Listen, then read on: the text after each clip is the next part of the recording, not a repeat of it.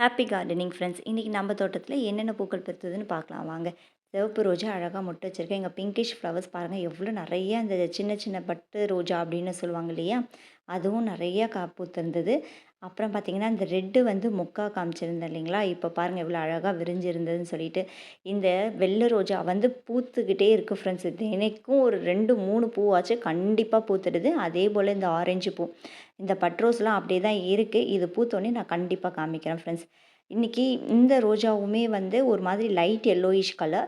இது வந்து ஒரு வித்தியாசமான பூ ஃப்ரெண்ட்ஸ். இது பூத்துச்சுன்னா நான் கண்டிப்பாக காமிக்கிறேன். ஒரு மாதிரி லைட்டு பிங்க்கு, ஒரு மாதிரி அந்த பூவே டிஃப்ரெண்ட் வெரைட்டிஸில் இருந்துச்சு.